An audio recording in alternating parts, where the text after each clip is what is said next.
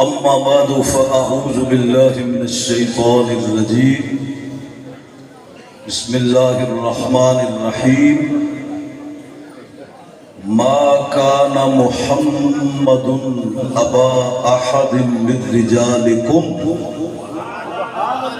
ولكن رسول الله وخاتم النبيين وكان الله بكل شيء عليما صدق الله العظيم وصدق رسوله النبي الكريم الأمين إن الله وملائكته يصلون على النبي يا أيها الذين آمنوا صلوا عليه وسلموا تسليما سارے احباب آواز بلند شکر والصلاة والسلام علیکہ یا سیدی یا رسول اللہ وعلى آلك وأصحابك يا سيدي يا حبيب الله الله الله شاہ کونین جلالت تیری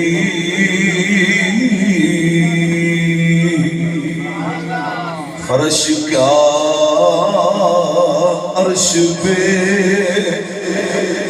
جاری ہے حکومت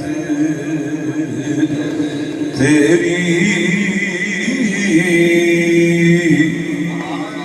دیکھنے والے کہا کرتے ہیں اللہ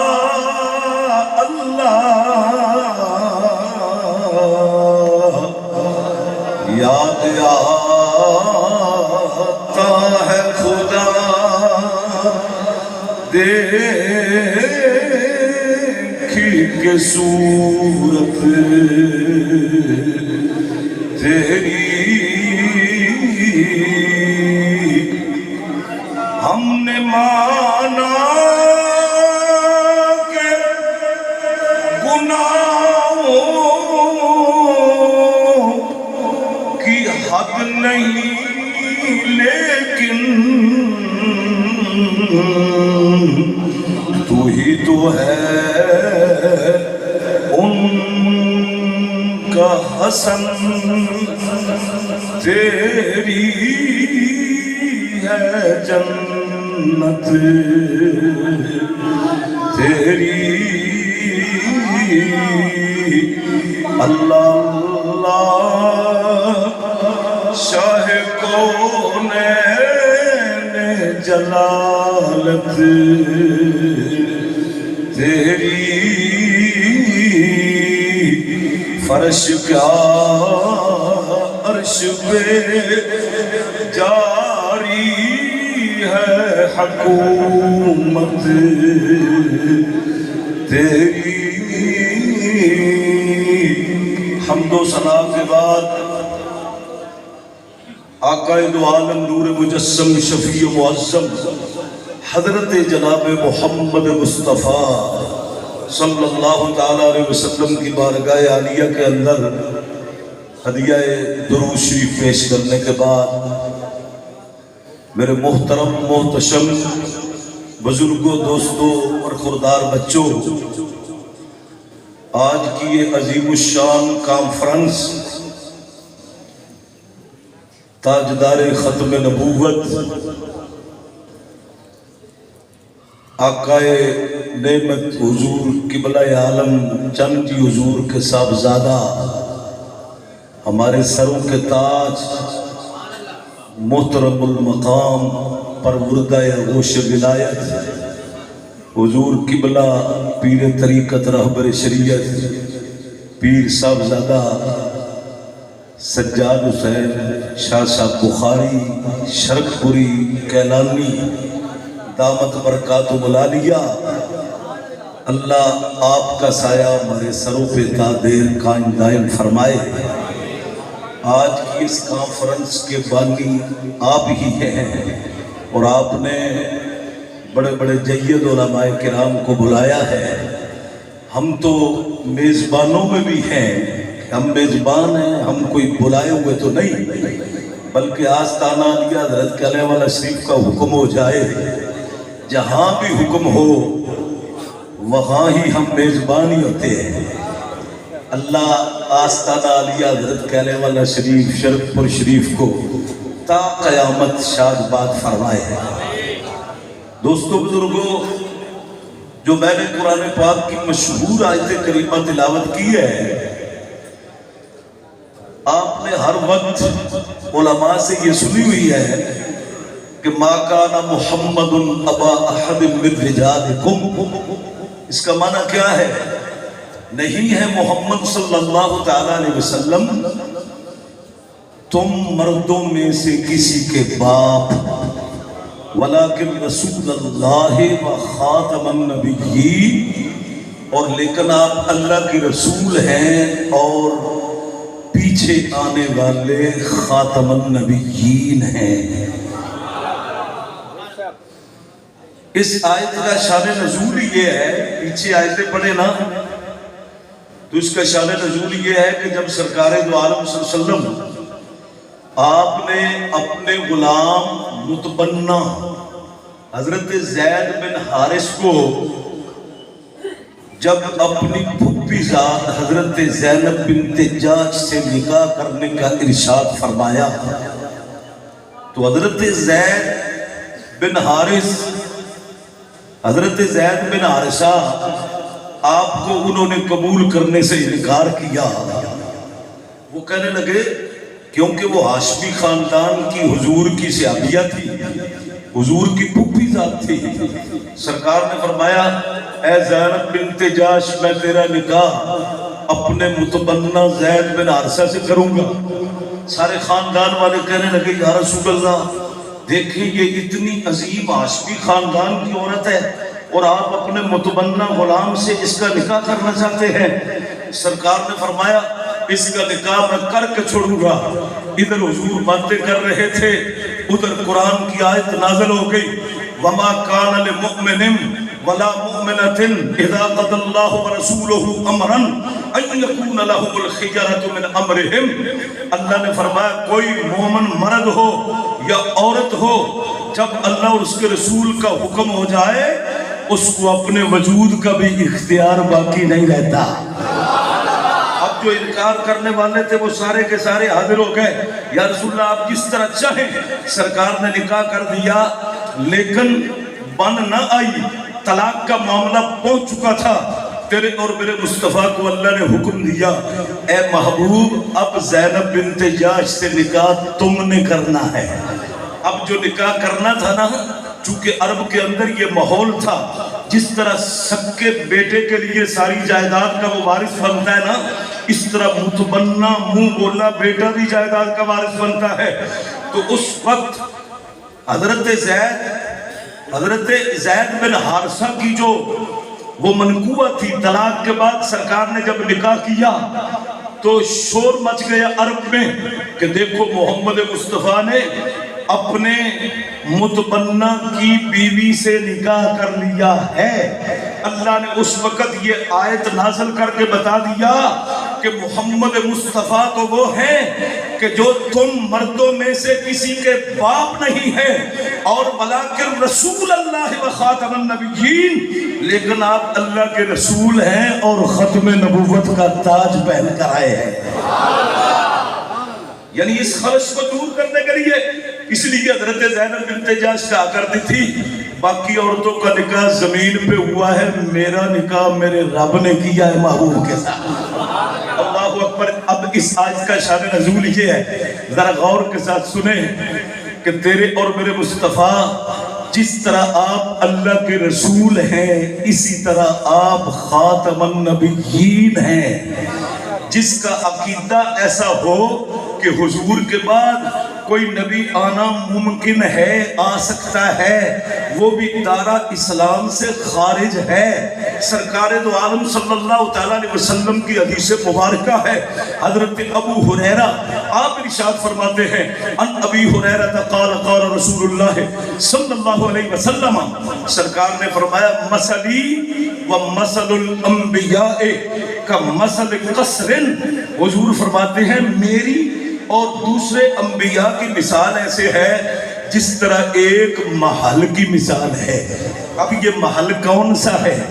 یہ نورانی محل ہے، یہ نبوت کا محل ہے، یہ رسالت کا محل ہے، یہ دین کا محل ہے۔ تیرے اور میرے مصطفیٰ فرماتے ہیں اب اس محل بنانے والے نے اتنا خوبصورت محل بنایا، فَأُحْسِنَ بُنْيَانُ، اتنا خوبصورت بنایا۔ ایک حدیث میں آتا ہے فَأَحْسَنَهُ وَأَجْمَلَهُ، اس کو اتنا آراستہ پیراستہ بنایا، اتنا خوبصورت بنا دیا، لیکن سرکار فرماتے ہیں تُرِكَ مِنْهُ مَوْضِعُ اللَّبِنَةِ، سرکار فرماتے ہیں لیکن اس محل کو خوبصورت بنا کر اس میں ایک اینٹ کی جگہ کو چھوڑ دیا۔ کیا کیا؟ اس ایک اینٹ کی جگہ کو چھوڑ دیا۔ اب ذرا غور سے سننا، حضرت عیسیٰ علیہ السلام اور تیرے اور میرے مصطفیٰ کے درمیان میں کتنا فاصلہ ہے؟ بعض مفسرین فرماتے ہیں 650 سال کا فاصلہ ہے۔ اب یہ آدم علیہ السلام سے لے کر عیسیٰ علیہ السلام تک یہ محل تیار ہوا، اس میں ایک اینٹ کی جگہ چھوڑ دی گئی جو حضرت عیسیٰ علیہ السلام آپ نے، حضور خود فرماتے ہیں انا اول الناس بعیسی ابن مریم فی الدنیا والآخرہ، حضور نے فرمایا میں حضرت عیسیٰ بن مریم سے سب سے زیادہ دنیا میں بھی قریب ہوں، آخرت میں بھی قریب ہوں۔ حضور نے فرمایا سارے انبیاء وَإِنَّ الْأَنْبِيَاءَ اِخْوَةٌ لِلْأَلَّاتِ، حضور نے فرمایا سارے نبی وہ باپ جائے اللہتی بھائی ہیں، وَأُمَّهَاتُهُمْ ان کا دین ایک ہے، وَشَتَّى اور ان کی شریعتیں الگ الگ ہیں۔ سرکار نے یہ کیوں فرمایا کہ حضرت عیسیٰ علیہ السلام میرے زیادہ قریب ہیں، سب سے زیادہ دنیا میں بھی آخرت میں بھی۔ آپ کو پتہ ہے اس کا کیا مطلب ہے؟ اس کا مطلب یہ ہے کہ تیرے اور میرے مصطفیٰ اور حضرت عیسیٰ علیہ السلام کے درمیان میں 650 سال میں کوئی نبی نہیں آیا، کوئی نبی نہیں آیا، کوئی رسول نہیں آیا۔ سرکار فرماتے ہیں میرا اور عیسیٰ علیہ السلام کا قرب کا پتہ کیا وجہ ہے؟ سرکار فرماتے ہیں عیسیٰ علیہ السلام آپ جب آئے آپ نے آ کر کیا کیا؟ سبحان اللہ، آپ نے آ کر توحید کا جھنڈا بلند کیا، معجزات دکھائے، انی اخلق لکم من الطین، آپ فرماتے ہیں میں مٹی کا پرندہ بناتا ہوں، فانفخ فیہ، اس پہ میں دم کرتا ہوں، پھونک مارتا ہوں، فیکون طیرا باذن اللہ، وہ اللہ کے حکم سے اڑ جاتا ہے، وابرئ الاکمہ والابرص واحیی الموتى باذن اللہ، مادر ذات آنکھوں والے کے آنکھوں پہ ہاتھ پھیرتا ہوں، اس کی بینائی واپس آ جاتی ہے، میں کوڑ کی بیماری والوں کے جسم پر ہاتھ پھیرتا ہوں، اس کو شفا مل جاتی ہے۔ اور فرمایا وَأُحْيِي الْمَوْتَى بِإِذْنِ اللَّهِ، میں مردے کو کم بِإِذْنِ اللہ کہتا ہوں، مردہ زندہ ہو جاتا ہے۔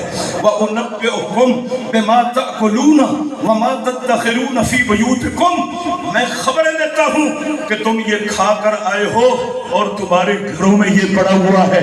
اب یہ آپ اپنے معجزات دکھا کر لوگوں کو کلمہ پڑھا رہے ہیں، اللہ کی توحید کا علم بلند کر رہے ہیں۔ حضرت عیسیٰ علیہ السلام آسمانوں پہ اٹھائے جانے سے پہلے بھی کیا اعلان کر رہے تھے؟ توحید کے ساتھ ساتھ معجزات دکھا کر آپ کیا فرماتے ہیں؟ جس کو اللہ قرآن میں فرماتا ہے وَإِذْ قَالَ عِيسَى ابْنُ مَرْيَمَ يَا بَنِي إِسْرَائِيلَ إِنِّي رَسُولُ اللَّهِ إِلَيْكُمْ مُصَدِّقًا لِمَا بَيْنَ يَدَيَّ مِنَ التَّوْرَاةِ وَمُبَشِّرًا بِرَسُولٍ یأتی من بعد اسمہ احمد، زور سے کہو سبحان اللہ۔ حضرت عیسیٰ علیہ السلام فرماتے ہیں یاد کرو جب عیسیٰ علیہ السلام نے کہا فرمایا وَإِذْ قَالَ عِيسَى ابْنُ مَرْيَمَ یا بنی اسرائیل، اے بنی اسرائیل، انی رسول اللہ علیکم، میں تمہاری طرف اللہ کا رسول بن کر آیا ہوں، وَمُصَدِّقًا لِمَا بَيْنَ يَدَيَّ مِنَ التَّوْرَاةِ، میں اپنے پہلی آئی ہوئی تورات کتاب کی تصدیق کرنے کے لیے آیا ہوں۔ اور سن لو اے بنی اسرائیل، وَمُبَشِّرًا بِرَسُولٍ، میں تمہیں خوشخبری دینے کے لیے آیا ہوں، میرے بعد ایک ہستی آ رہی ہے جس کا نام نبی اسم گرامی احمد ہوگا۔ سرکار فرماتے ہیں عیسیٰ علیہ السلام کے بعد 650 سال میرے اور عیسیٰ علیہ السلام کے درمیان میں کوئی نبی نہ آیا، میرا دنیا میں بھی ان کے ساتھ قرب ہے، آخرت میں بھی قرب ہے۔ سنیں جو میں آپ کو بیان کرنا چاہتا ہوں، حضرت عیسیٰ علیہ السلام آپ توحید کے ساتھ ساتھ یہ جو آخری اینٹ ہے، یہ جو آخری اینٹ ہے، میں نے حدیث بیان کیا نا کہ سرکار فرماتے ہیں تورے کا من ہو موضع اللبنت ہے، سرکار فرماتے ہیں یہ نبوت کا محل تیار ہو گیا، نبوت کا محل جس کی اینٹیں نورانی نبی بنے، اور ایک اینٹ کی جگہ چھوڑ دی گئی، وہ اینٹ کی جگہ چھوڑ کر حضرت عیسیٰ علیہ السلام جب یہ اینٹ سبحان اللہ آخری اینٹ چھوڑی تو آپ نے اعلان کیا، سرکار فرماتے ہیں فَطَّافَ بِهِمْ نُزَّارُ يُعْجَبُونَ مِنْ حُسْنِ بُنْيَانِهِ، فرمایا حتیٰ کہ اس محل کو دیکھ دیکھ کر نا لوگ تعجب کرنے لگے، کیا خوبصورت محل ہے، لیکن اِلَّا مَوْضِعَ اللَّبِنَ، فرمایا کہ لیکن یہ ایک اینٹ کی جگہ خالی ہے۔ تیرے اور میرے مصطفیٰ نے فرمایا آنا صدقتو، میں نے آ کر اس جگہ چھوڑی ہوئی اینٹ کو مکمل کر دیا۔ وَخُتِمَ بِيَ الْبُنْيَانِ وَخُتِمَ بِيَ الرُّسُلِ، سرکار نے فرمایا میں سارے نبیوں کا خاتم ہوں اور میں سارے رسولوں کا خاتم ہوں۔ میں کیا ہوں؟ سارے رسولوں کا خاتم ہوں۔ ذرا اگلے لفظ سننا، تیرے اور میرے مصطفیٰ کی حدیث پاک اٹھا کر دیکھو، سرکار نے فرمایا حضرت عیسیٰ علیہ السلام نا آسمانوں کے اوپر اٹھائے گئے، قرآن کہتا ہے انی متوفیک ورافعک الیہ ومطہرک، اور قرآن کہتا ہے بل رفعہ اللہ، اللہ نے عیسیٰ علیہ السلام کو آسمانوں پہ اٹھا لیا۔ اب ذرا غور سے سننا، آسمانوں کے اوپر عیسیٰ علیہ السلام آج بھی زندہ ہے، لیکن قرب قیامت آسمان سے اتریں گے۔ کیسے اتریں گے؟ فرشتوں کے پروں پر آپ ہاتھ رکھتے ہوئے دمشق کی جامعہ مسجد کے شرقی مینارے پر اتریں گے، وہاں پہ سیڑھی لگائی جائے گی، فجر کی اذان ہو چکی ہوگی اور فجر کی جماعت کا وقت تکبیر پڑھی جانے والی ہوگی۔ عیسیٰ علیہ السلام جب مسجد میں آئیں گے، آگے کون بیٹھے ہوں گے؟ حضرت امام محمد مہدی۔ سمجھ آ رہی کہ نہیں جا رہی؟ حضرت امام مہدی وہ کون ہے؟ جو امام زین العابدین کی اولاد سے ہے، جو محمد مصطفیٰ کی اولاد سے ہے۔ آپ مسجد دمشق میں بیٹھے ہوں گے، حضرت عیسیٰ علیہ السلام ان کو پکڑ کر مصلی پہ کھڑا کریں گے، حضرت امام مہدی جماعت کرائیں گے، حضرت عیسیٰ علیہ السلام پیچھے نماز پڑھیں گے۔ ذرا ختم نبوت دیکھنا، محدثین لکھتے ہیں کہ نبی کا درجہ تو ولی سے بلند ہوتا ہے، اس میں کوئی شک بھی نہیں ہے، کیونکہ نبوت کسبی نہیں ہوتی، نبوت وحبی ہوتی ہے۔ اللہ تعالیٰ نبوت عطا فرماتا ہے، پوری دنیا مشرق مغرب شمال جنوب کے لوگ اکٹھے ہو کر ووٹ ڈال کر کہیں کہ ایک نبی بنا لے تو بنا سکتے ہیں، بادشاہ تو بنا سکتے ہیں، نبی اللہ ہی بناتا ہے، کیونکہ خود قرآن میں کہتا ہے اللہ اعلم حیث یجعل رسالتہ، اللہ اپنے بندوں کو رسالت کے لیے چن لیتا ہے۔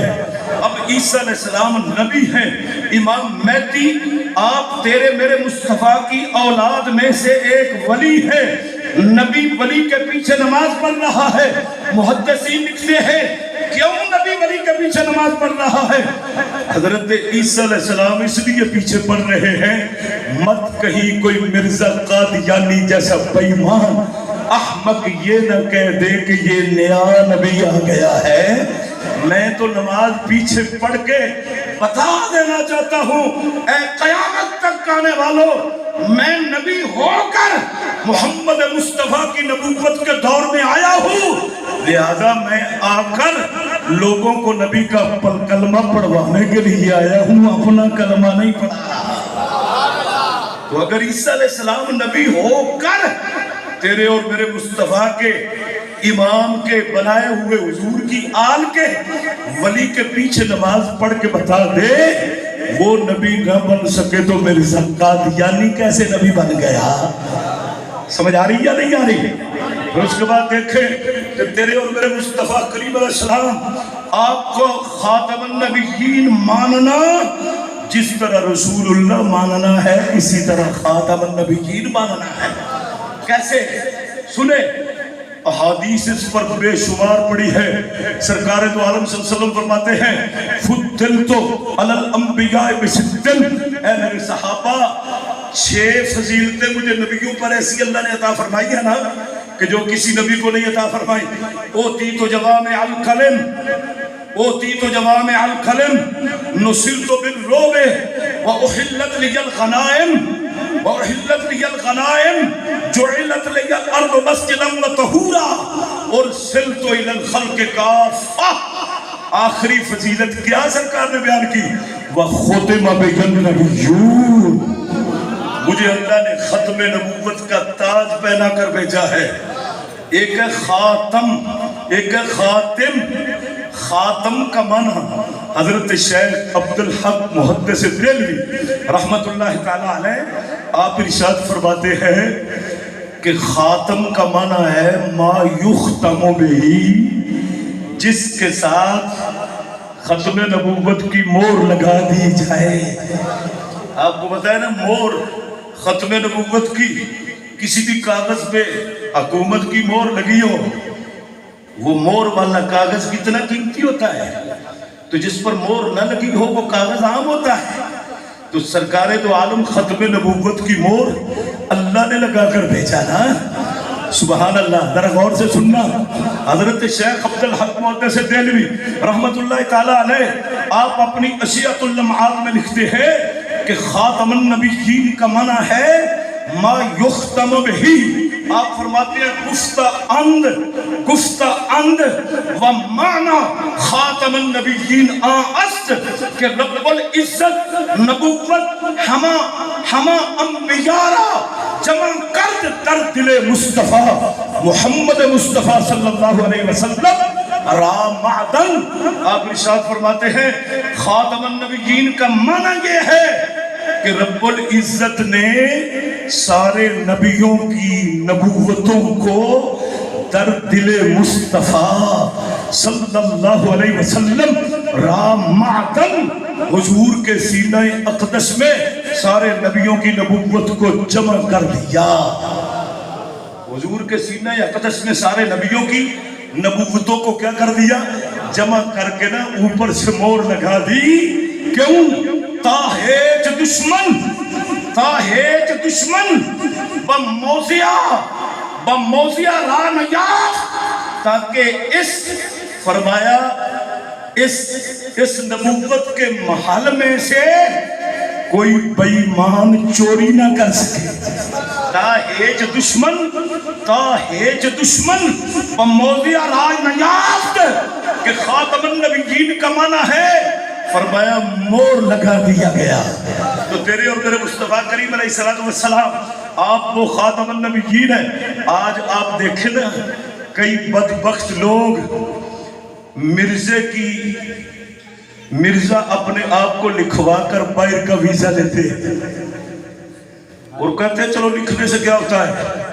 بھائی یاد رکھو بے ایمان بندہ جنت میں کبھی نہیں جا سکتا۔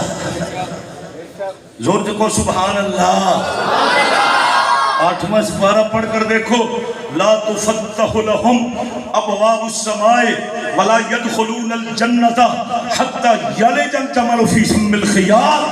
قرآن کہتا ہے جو بے ایمان مر جائے نہ اس کی روح کے لیے آسمانوں کے دروازے کھولے جاتے ہیں ولا يدخلون الجنة حتى يلج الجمل في سم الخياط، نہ ہی بے ایمان کی روح جنت میں جا سکتی ہے، ایسے نہیں جا سکتی جس طرح سوئی کے نکے سے اونٹ نہیں جا سکتا۔ اب پتہ چلا معمولی سے ویزے کے لیے اپنے آپ کو بے ایمان لکھوانے والے وہ تیری تباہی ہو جائے گی۔ کلمہ طیبہ کا مقام پتہ کیا ہے؟ سرکار فرماتے ہیں لَقِّنُوا مَوْتَاكُمْ شَهَادَةُ أَن لَا إِلَٰهَ إِلَّا اللَّهُ فَمَنْ قَالَهَا عِنْدَ مَوْتِهِ وَجَبَتْ لَهُ الْجَنَّةُ۔ سرکار نے فرمایا پتہ چلا کہ یہ ایک فقیر آدمی کا کلمہ وہ مرزائیوں کی ساری دولت کا مقابلہ کر رہا ہے۔ سرکار فرماتے ہیں اپنے قریب المرگ کے پاس کلمہ پڑھا کرو، تلقین کیا کرو۔ عرض کیا رسول اللہ کیا ہوگا؟ فرمایا فَمَنْ قَالَهَا عِنْدَ مَوْتِهِ وَجَبَتْ لَهُ الْجَنَّةُ۔ سرکار نے فرمایا اگر اس کو مرتے وقت کلمہ طیبہ جاری ہو گیا تو اس پہ جنت واجب ہو جائے گی۔ میں نے عرض کیا رسول اللہ جو ساری زندگی کلمہ پڑھتا رہا، تیرے اور میرے مصطفیٰ نے فرمایا تِلْكَ أَوْجَبُ، اس پر بدرجہ اولا جنت واجب ہے، بدرجہ اولا جنت واجب ہے۔ تیرے اور میرے مصطفیٰ نے فرمایا کہ یاد رکھو صحابہ، ایک پلڑے میں بین السماوات والارض ومن فیہن وما بینہن، فرمایا فی کفۃ المیزان، ساتوں آسمانوں ساتوں زمینوں کو جو اس میں ہے سارے کا سارا ایک پلڑے میں رکھ دو، اور اشہد ان لا الہ الا اللہ واشہد ان محمد عبدہ ورسولہ فی کفۃ الاخری، کلمہ طیبہ کو دوسرے پلڑے میں رکھ دو تو کلمہ طیبہ کا بھاری وزن سارے آسمانوں زمینوں سے ہو جائے گا۔ اللہ اکبر۔ تاجدار ختم نبوت زندہ باد، زندہ باد، تاجدار ختم نبوت زندہ باد، تاجدار ختم نبوت زندہ باد، زندہ باد۔ حضرات گرامی میں عرض کر رہا تھا، دیکھیں کلمہ طیبہ آپ کو معلوم ہوگا رئیس المنافقین عبداللہ بن ابی وہ کون ہے جس کو اللہ کہتا ہے ان المنافقین فی الدرک الاسفل من النار؟ اللہ فرماتا ہے کہ رئیس المنافقین یہ منافق جہنم کے سب سے نچلے درجے میں داخل ہوں گے۔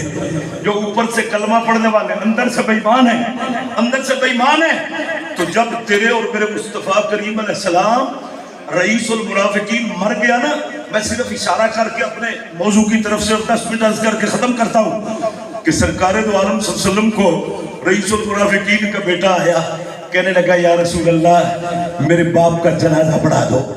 حالانکہ اس وقت یہ آیت نازل ہو چکی تھی استغفر لہم او لا تستغفر لہم ان تستغفر لہم 70 مرۃ فلن یغفر اللہ لہم۔ اللہ نے فرمایا محبوب جو تیرے در کا دھکا دیا ہوا ہے نا اس کے لیے تو استغفار کرے نا 70 مرتبہ بھی تو میں اس کو نہیں بخشوں گا۔ سرکار دو عالم صلی اللہ علیہ وسلم ابھی وہ آیت نازل نہیں ہوئی تھی منافقین کا جنازہ نہ پڑھنے کے لیے۔ اس کا بیٹا چونکہ مسلمان ہو چکا تھا، اس نے آ کر حضور کی بارگاہ میں عرض کی یا رسول اللہ میرے باپ کا جنازہ پڑھا دو۔ کلمہ تو اوپر سے بے ایمان پڑھتا ہی تھا، داڑھی بھی رکھی ہوئی تھی، سب کچھ تھا۔ تیرے اور میرے مصطفیٰ جنازہ پڑھانے کے لیے چل پڑے۔ حضرت عمر بن خطاب نے اس طرح پلو پکڑا اور کھینچا، کہا یا رسول اللہ یہ ساری عمر کا بے ایمان آپ اس کا جنازہ پڑھنے کے لیے چلے ہیں؟ محبوب مسکرا کر فرمانے لگے او عمر چھوڑ دیکھ ہوتا کیا ہے، کیونکہ اس نے فرمایا یہ بخاری کے حدیث میں ہے، محبوب نے فرمایا اے عمر اللہ نے مجھے اختیار دیا ہے استغفر لہم او لا تستغفر لہم ان تستغفر لہم 70 مرۃ فلن یغفر اللہ لہم۔ اللہ نے جو کہہ دیا ہے محبوب دعا کر یا بولو تو صحیح نا، دعا کر یا نہ کر میں اس کو بخشوں گا نہیں۔ سرکار فرماتے اللہ نے مجھے اختیار دیا ہے، لیکن عمر چھوڑ دیکھنا ہوتا کیا ہے۔ جب سرکار اس کے جنازے کے لیے گئے ایک 1000 मुनाफिक रसूल अल्लाह के कदमों पे सच्चा कलमा पढ़ के मुसलमान हो गया। और जब सरकार जनाजा पढ़ने लगे, अल्लाह ने फौरन आयत नाज़िल करके फरमाया, वला तकुम अला कब्रे वला तुसल्ली अलैहिम वला तुसल्ली अलैहिम माता अबदम वला तकुम अला कब्रे। ए महबूब, ये तो ये रह गया, किसी मुनाफिक की कब्र पर खड़े तक भी नहीं होना। जो मैं बयान कर रहा हूं जरा देखें, अगर हुजूर भी बेईमान के लिए दुआ करते तो अल्लाह फरमाता है मैं उसे नहीं बख्शूंगा। तो तू अपने आप को मिर्ज़ाई लिखवा कर अपने आप को सिर्फ एक वीज़े की खातिर बेईमान बनाना चाहता है, इसलिए अपने अकीदे की हिफाजत करो। हजरत सैयदना ज़ैद बिन हारिसा रज़ियल्लाहु ताला अन्हु, आप जब मक्कतुल मुकर्रमा में सरकार जलवा फरोज थे ना, हरम शरीफ में बैठे हुए थे, हजरत ज़ैद के वारिस, उसका बाप, उसका चचा, उसका खानदान उसको तलाश करते करते करते करते मुद्दतें हो चुकी हैं। बेटे को तलाश करते करते उसको पता चला कि तेरा बेटा ना मोहम्मद मुस्तफ़ा के पास है। जब वो सारे आ गए ना, आखिरी बात अर्ज करके खत्म, तो आकर हजरत ज़ैद को ना इस तरह नजरें भर भर के देख रहे थे, लेकिन हजरत ज़ैद चूंकि कलमा पढ़ चुके थे, महबूब के दरबार का अदब देखते हुए इजलाल रसूलिल्लाह, हुजूर की वजह से वो अपने बाप को मिले नहीं, भाई को मिले नहीं, चच्चे को मिले नहीं। सरकार ने फरमाया, मन हाउलाई या ज़ैदो, ज़ैद ये तुझे देख रहे हैं कौन लोग हैं, क्या वजह है? आप अर्ज करते हैं, या रसूल अल्लाह, हाजा अबी व हाजा अम्मी व हाजा अखी व हाउला अशीरती। या रसूल अल्लाह, वो मेरा बाप वारसा है, वो मेरा चचा है, वो मेरा भाई है, वो सारे मेरे कुनबे वाले हैं। तेरे और मेरे मुस्तफा ने क्या फरमाया, कुम फसल्लिम अलैहिम, ऐ ज़ैद बिन हारिस उठ, अपने बाप को सलाम कर, चच्चे को सलाम कर, भाई को मिल, खानदान को मिल। जब बाप मिले तो खुद अंदाजा करें, मुद्दत के बाद बेटा गुम हुआ हो, बाप बेटे को मिलकर कितना रोता है। आखिरकार बाप ने कहा, इम्द माना या ज़ैद, ऐ ज़ैद हम तुझे लेने के लिए आए हैं। तो हजरत ज़ैद बिन हारिसा का अकीदा देख, रसूलुल्लाह की गुलामी का आपने मुल डाल दिया। हालांकि मुद्दत के बाद बाप आया, भाई आया है, चचा आया है, खानदान वाले आए हैं। आपने फरमाया, ऐ मेरे बाप, मा उरीदो बिरसूलिल्लाह सल्लल्लाहु अलैहि वसल्लम बदलम वला गैरहू। ऐ मेरे बाप, मुझे न ताज की जरूरत है, न तख्त की जरूरत है, मैं रसूलुल्लाह का दर छोड़कर जा नहीं सकता। जो मुझे यहाँ पे सुकून मिला है, हजरत उम्मुल मोमिनीन फरमाती है, आयशा तो सिद्दीका, हजरत ज़ैद बिन हारिस के बेटे हजरत उसामा बिन ज़ैद, मैंने खुद देखा है महबूब अपने कपड़े के साथ उसका नाक साफ करते। अंदाजा तो कर, आखिरी बात करके खत्म कर रहा हूँ। जब उन्होंने कहा ना कि इम्द माना या रसूल है क्या ज़ैद, ऐ ज़ैद हम तुम्हें लेकर जाएंगे, फरमाया मा उरीदो बिरसूलिल्लाह सल्लल्लाहु अलैहि वसल्लम बदलम वला गैरहू। फिर वो हुजूर के पास चले गए, जाकर कहने लगे, या मोहम्मद इन्ना मातूका बिहादल गुलाम दियातन, ऐ महबूब हमसे ना सोना मांगो, चांदी मांगो, हीरे मांगो, जो मांगो, मैं अपने बेटे को लेने के लिए आया हूँ। तो तेरे और मेरे मुस्तफ़ा ने क्या फरमाया, फरमाया मैं तुझसे दियत नहीं मांगता, एक तुम्हें अपील करता हूँ कि सारे के सारे मेरा कलमा पढ़ जाओ और मुझे खातम नबीयीन मान लो। हदीस में आता है, सबसे पहले हजरत ज़ैद के वालिद गिरामी, हजरत ज़ैद के वालिद गिरामी ने सबसे पहले हुजूर का कलमा पढ़ के इस्लाम में दाखिल हुए, फिर सारा कुलबा ही दाखिल हो गया। आए तो थे ज़ैद को लेने, लेकिन महबूब की जुल्फों के कैदी बनकर खत्म नबूवत का मान कर हुजूर के कदमों में दाखिल हो गए। व आखिरु दावाना अनिल हम्दुलिल्लाह।